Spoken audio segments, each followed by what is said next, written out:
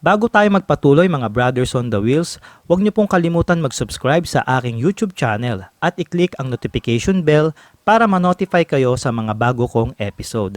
At i-like niyo na rin po ang aking Facebook page para ma-update kayo pagdating sa motorsiklo.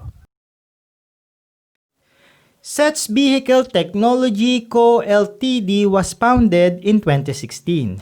Located sila sa Kunshan City na malapit sa Shanghai City, sa China.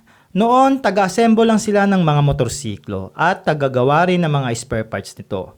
Ka-teammate nila ang Capspeed na gumagawa naman ng aluminum parts pagdating sa motorsiklo. In 2 years nilang pagsasama, nakapag-design sila ng kanilang sariling motorsiklo, ang Boger 250 B-Twin. Yung mga incheck tawag nila dyan chopper. Pero para sa akin, European bobber ang dating ito. Pero bahala na kayong kurikin ako mga brothers, marami naman diyang eksperto. First time ko lang magre-review ng ganitong motorsiklo na parang custom made ang pagkakagawa. Siguro in person, ang owner ng Zeth mahilig sa classic custom motorcycle. Kaya siguro ganito ang unang entry level bike nila sa motorsiklo. Take a look the peanut shaped gas tank. Springer port na parang sinauna lang.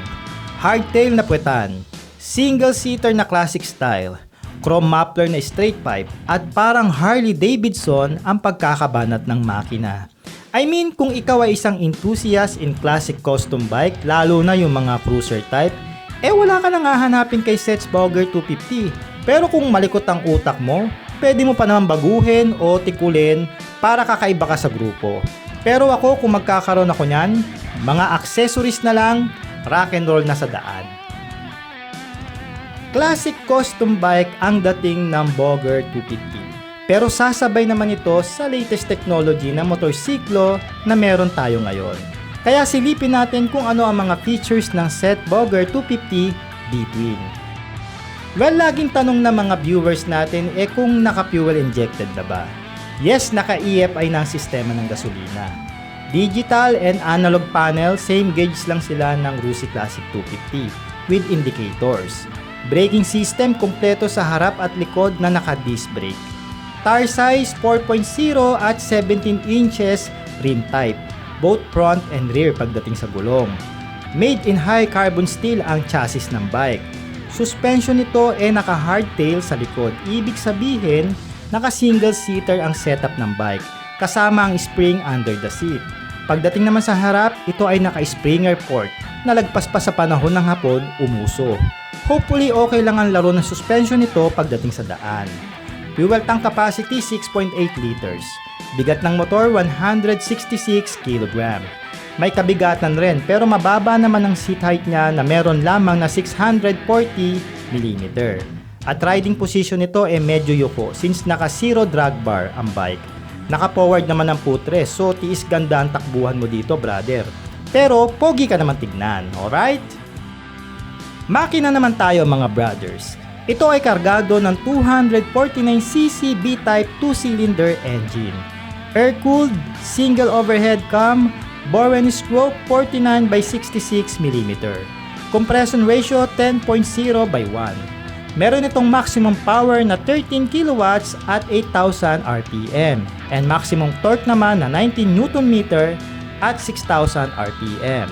Manual transmission na may 5 kambyo. Engine oil capacity 1.5 liters.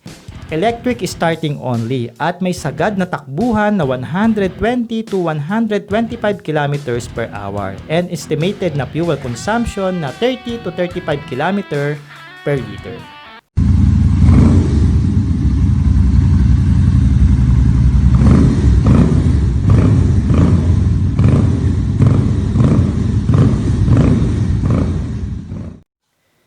Ayon sa Zeth Philippines, wala pa itong official launching date since hinihintay pa nilang maging back to normal ang sitwasyon. Dahil sa lecheng COVID-19 na yan. Kaya hindi ma-ship dito yung mga units Also dagdag pa dito ng Zeth PH, ang ranging daw ng price nito is nasa 200 to 220,000 pesos. So brothers on the wheel, palag na ito kung sakaling lumabas ito. Kasi no need ka nang magpa-customize ng isang cruiser bike para gawing chopper o bobber. Nasa kanya na lahat, konting add-ons na lang mas aastig palalo. Brothers, sana nagustuhan nyo ang aking episode at huwag nyo kalimutan i-like, i-share at mag-comment para malaman natin kung ano mga opinion nyo. And also kung naghahanap kayo ng motorcycle parts, moto gear and accessories, meron tayo sa Lazada. Nandiyan na yung link sa baba, i-click nyo na lang. Make sure na naka-install ang inyong Lazada apps sa inyong mga cellphones para ma-avail nyo. Ako po si Art, salamat, cheers!